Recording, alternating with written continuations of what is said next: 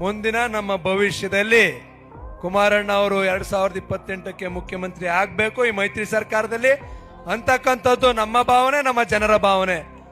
ಇದು ನಮ್ಮ ಪಕ್ಷದ ಭಾವನೆ, ನಮ್ಮ ಕಾರ್ಯಕರ್ತರ ಭಾವನೆ. ಒಬ್ಬ ಶಾಸಕನಾಗಿ ನನ್ನ ಭಾವನೆನೂ ಸಹ ಕುಮಾರಣ್ಣ ಅವರು 2028ಕ್ಕೆ ಮುಖ್ಯಮಂತ್ರಿ ಆಗ್ಬೇಕು ಅಂತಕ್ಕಂಥದ್ದು ನಮ್ಮ ಭಾವನೆ. ಬಹುಶಃ ಇವತ್ತು ರಾಜ್ಯದಲ್ಲಿ ನಮ್ಮ ಪಕ್ಷವನ್ನ 10,000 ಕಿಲೋಮೀಟರ್ ಸುತ್ತಿ ಬಳಸಿ ಇವತ್ತು ಬಹಳ ಕಷ್ಟಪಟ್ಟು ನಮ್ಮ ರಾಜ್ಯದಲ್ಲಿ ನಮ್ಮ ಪಕ್ಷವನ್ನ ಕಟ್ತಾ ಇರ್ತಕ್ಕಂಥವ್ರು ನಿಖಿಲ್ ಕುಮಾರಸ್ವಾಮಿ ಅವರು, ನಮ್ಮೆಲ್ಲರ ನಾಯಕರು, ಯುವ ನಾಯಕರು. ಕುಮಾರಣ್ಣ ಅವರು ಇಡೀ ದೇಶದಲ್ಲಿ ಏನಾದ್ರೂ ಒಂದು ಬದಲಾವಣೆಯನ್ನ ತರಬೇಕು.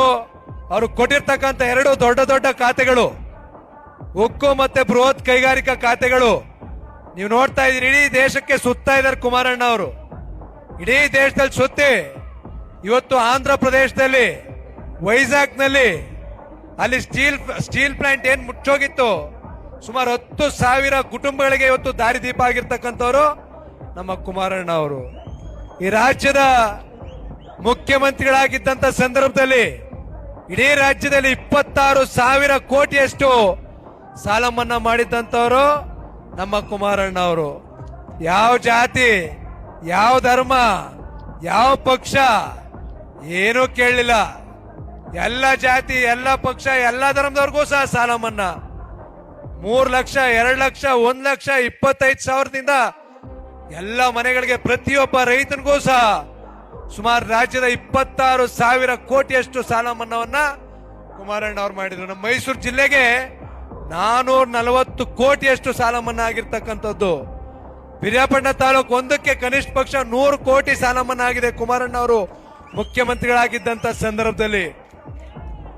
ಇವತ್ತು ಕುಮಾರಣ್ಣ ಅವರು ಕೊಟ್ಟಿರ್ತಕ್ಕಂಥ ಸಾಕಷ್ಟು ಹಲವಾರು ಯೋಜನೆಗಳು ನಮ್ಮ ಕಣ್ಮುಂದೆ ಇದಾವೆ. ರೈತರ ಪರವಾಗಿ ಯಾವ್ದಾದ್ರು ಒಬ್ರು ಮುಖ್ಯಮಂತ್ರಿ ಕೆಲಸವನ್ನ ಮಾಡಿದ್ದಾರೆ ಅಂತ ಹೇಳಿದ್ರೆ ಮೊದಲನೇ ಸ್ಥಾನದಲ್ಲಿ ನಿಂತಕ್ಕಂಥವ್ರು ನಮ್ಮ ಕುಮಾರಣ್ಣ ಅವರು.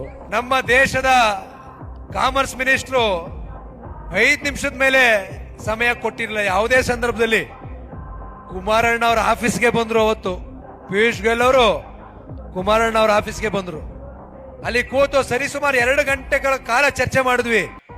ಹೊಗೆ ಸೊಪ್ಪು ರೈತರ ಬಗ್ಗೆ 2 ಗಂಟೆಗಳ ಕಾಲ ಚರ್ಚೆ ಮಾಡಿ ಅಲ್ಲೇ ಪಿಯೂಷ್ ಗೋಯಲ್ ಅವರು ಗುಂಟೂರಿನ ಅಧಿಕಾರಿಗಳಿಗೆ ಫೋನ್ ಮಾಡಿ ಈ ರೀತಿ ನಮ್ಮ ರೈತರಿಗೆ ಸಮಸ್ಯೆ ಆಗಿದೆ, ಯಾವುದೇ ಕಾರಣಕ್ಕೂ ರೈತರ ಸಮಸ್ಯೆ ಕೂಡಲೇ ಬಗೆಹರಿಬೇಕು ಅಂತ ಹೇಳಿದ್ರು. ಅದಾದ ನಂತರ ನಮ್ಮ ಇದ್ರ ಬಗ್ಗೆ ಪಾಪ ನಮ್ಮ ಮೈಸೂರಿನ ಸಂಸದರಾದಂತ ಯದುವೀರವರು ಸಹ ನಮ್ಮ ಜೊತೆಗೆ ಇದ್ರು.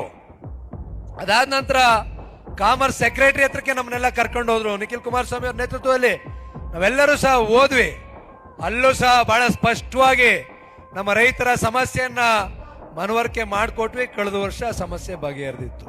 ರಾಜ್ಯದಲ್ಲಿ ನಡೀತಾ ಇರ್ತಕ್ಕಂಥ ಸರ್ಕಾರ ಯಾವ ರೀತಿ ನಡೀತಾ ಇದೆ ಅಂತಕ್ಕಂಥ ನಿಮ್ಗೆಲ್ಲ ಗೊತ್ತಿದೆ, ನಾನೇನು ಹೇಳ್ಬೇಕಾಗಿಲ್ಲ. ಗ್ಯಾರಂಟಿ ಯೋಜನೆಗಳಿಗೆ ಮಾರೋಗಿ ಜನ ಓಟ್ ಹಾಕಿದ್ದು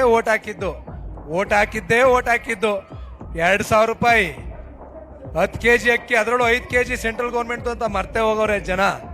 ಕರೆಂಟ್ ಫ್ರೀ ಅಂದ್ರು, ಕರೆಂಟ್ ರೇಟ್ನ 1:3 ಮಾಡಿದ್ರು. ಪಂಪ್ ಸೆಟ್ 2 ಲಕ್ಷ 3 ಲಕ್ಷ ಕಟ್ಟಬೇಕು, ಅದನ್ನ ತೆಗೆದು ಫ್ರೀ ಕರೆಂಟು, ಅದನ್ನ ತೆಗೆದು 2,000 ರೂಪಾಯಿ ಉಚಿತವಾಗಿ ಮಹಿಳೆಯರಿಗೆ. ಈ ರೀತಿ ಸರ್ಕಾರ ನಡೀತಾ ಇದೆ. ನಮ್ಮ ರೈತರು ಸಂಕಷ್ಟಕ್ಕೀಡಾಗಿದ್ದಾರೆ. ಹೊಗೆ ಸೊಪ್ಪು ರೈತರಿಗೆ ಕೇಳೋರಿಲ್ಲ, ಬೇರೆ ಬೇರೆ ರೈತರಿಗೆ ಕೇಳೋರಿಲ್ಲ. ಆ ರೀತಿಯಾದಂತಹ ಪರಿಸ್ಥಿತಿ ಇವತ್ತು ಬಂದೊದಗಿದೆ. ಇವತ್ತೇನಾದ್ರೂ ನಮ್ಮ ರೈತರ ಸಂಕಷ್ಟಗಳಿಗೆ ಪರಿಹಾರ ಸಿಕ್ಬೇಕಾದ್ರೆ 2028ಕ್ಕೆ ನಮ್ಮ ಮೈತ್ರಿ ಸರ್ಕಾರದಲ್ಲಿ ಕುಮಾರಣ್ಣ ಅವರು ಮುಖ್ಯಮಂತ್ರಿ ಆದ್ರೆ ಮಾತ್ರ ನಮ್ಮ ರೈತರಿಗೆ ಇವತ್ತು ಯಾವುದೇ ಸಂದರ್ಭದಲ್ಲಿ ಸ್ಪಂದನೆ ಸಿಗ್ತಕ್ಕಂಥದ್ದು, ಪರಿಹಾರ ಸಿಗ್ತಕ್ಕಂಥದ್ದು.